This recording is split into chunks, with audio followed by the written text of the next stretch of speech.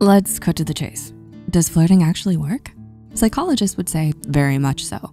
In fact, according to an article by self-help blogger and psychology writer Eric Barker, research has proven that flirting and signaling your availability to someone is a better predictor of romantic interest than attractiveness.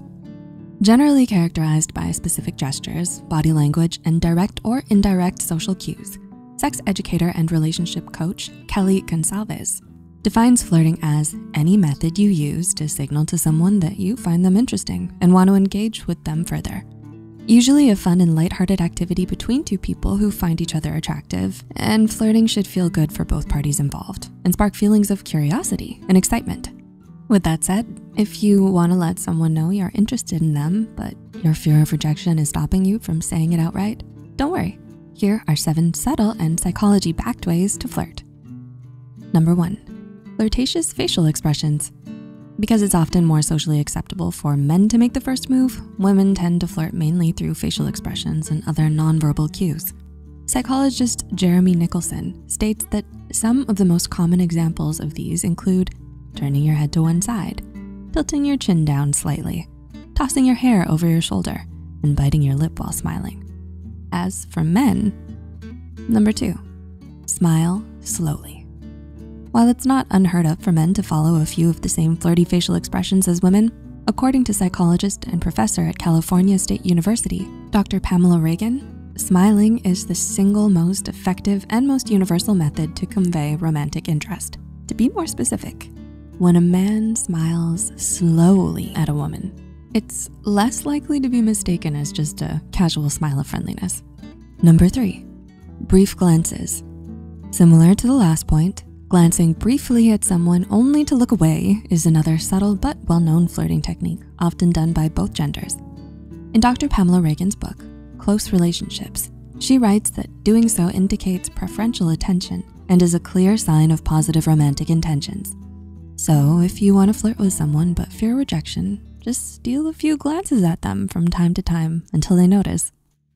Number 4, feather light touch. Still, self-help expert Eric Barker insists that the flirting technique that works better than anything else is a simple touch. But don't worry, you don't have to invade someone's personal space and worry about making them uncomfortable with your touch just to let them know you're interested. There are some ways of flirting through subtle touch, such as a light brush against their shoulder or forearm, a lingering hand on their waist, or casually touching their hair. Number 5, mind your appearance. Another great but subtle way of flirting with someone is to be more mindful of your appearance when you're around them. And no, that doesn't mean always checking the mirror while they're talking to you, because that may make you seem vain and uninterested. But simply making a bit of extra effort to look nice for them and yourself. Think a fine hairstyle or some nice new clothes. Psychologist Jeremy Nicholson categorizes this as a physical way of flirting, along with practicing attractive body language and using touch to build attraction, like what we talked about earlier. Number 6, tickle their funny bone. Speaking of the different flirting styles, another one is the playful flirting style, wherein the goal is more about having fun than trying to start a relationship. In an article from Psychology Today, Dr. Nicholson stated that playful flirts know how to keep people interested by showing off their fun-spirited personality and great sense of humor. So if all else fails, you can always try your luck tickling the other person's funny bone. Always try to make them laugh and finding ways to have fun with them, to let them know your true feelings. Number 7, be more yourself. Finally, but perhaps most importantly, as cliche as it sounds, being your authentic self with someone you like is a great way to flirt with them. Why? Well, according to dating coach Clara Artswager, thinking, okay, how do I flirt better? I think this is the very thing that kills our ability to have that kind of interaction. Instead, she suggests that we approach flirting by being more ourselves and feeling more at ease with ourselves around the person we like. And with this, we'll come to a winning sense of confidence that can draw people in and make them more interested in you.